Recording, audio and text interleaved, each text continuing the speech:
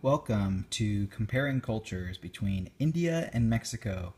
I'm Lucas Melendez, and we'll be comparing these two cultures from a health, language, religion, um, and many other aspects, ending in chiropractic. First culture we'll look at is the India culture.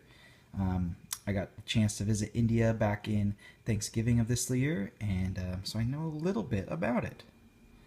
So, the Indian diet, um, most are going to be vegetarian. This is because in the Hindu belief system, they believe in reincarnation, and the cow specifically is very sacred.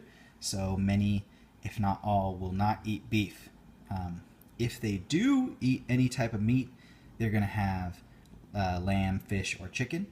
Um, you'll find this in the bigger cities that are kind of more modernized, close to the Taj Mahal, all the kind of touristy spots. They might serve some lamb, fish, or chicken, but other than that, you're not getting any beef, not even at McDonald's.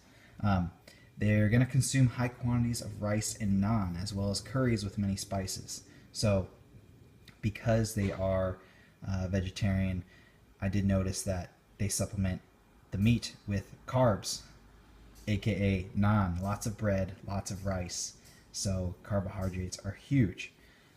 Also, normal in the diet, it is proper to eat with the hands, especially with the naan. It's kind of like the Indian tortilla. You just kind of scoop up and taste all the different types of sauces. So many different types of meals that just go great with naan. Um, Also, with their eating, they are very hospitable and they will never let a guest's plate go empty. They are very generous and very hospitable. Next, we have language and religion. So, Sanskrit is going to be the mother of the Hindi religion, and Hindi is the religion that is the official language of the country. It is the most recognized. However, India is such a large country that it is split up and has many different dialects, kind of like Mexico. Um, but Hindi is the official language.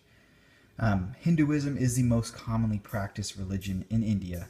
There are also Buddhism, Islam, and Christianity, and India is definitely different because it's a rapidly developing country. There are lots of interfaith communities um, that aren't combining, but they are coexisting between radical different religions, and that's pretty beautiful to see.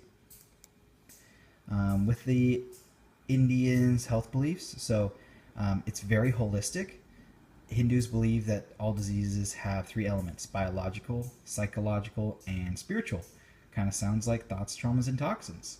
Um, they think consequences of karma can result with pain and suffering, so they use pain and suffering to as a catalyst for growth, especially spiritual growth.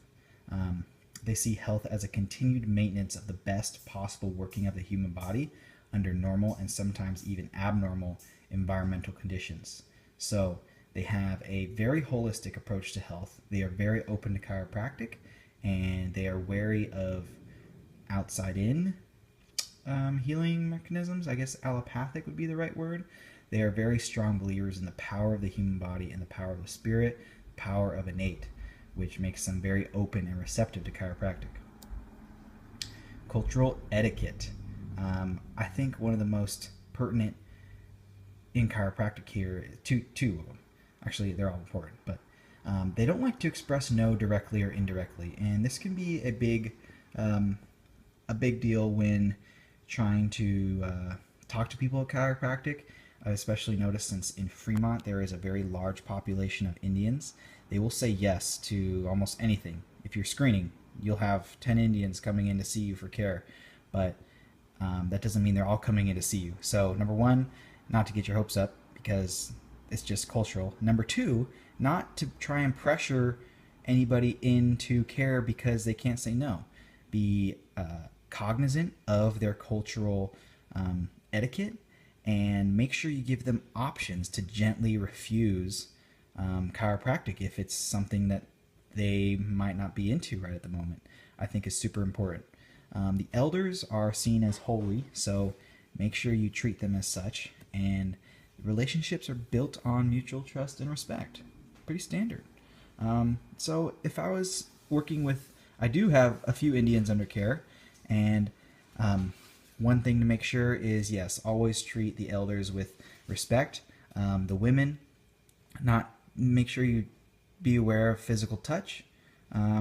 It's not the best, and understand that Namaste is the religious culture shining through to the everyday discipline, and Namaste meaning the light in me bows to the light in you. So the divine in me recognizes the divine in you. It's beautiful. I wish we had something like that in the English language. Our next culture is Mexico. Central Mexican culture. Spent lots of time in Mexico.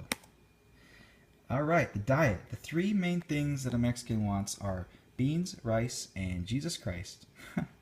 Just kidding. The heart of most Mexican dishes are lots of corn, chilies, and beans.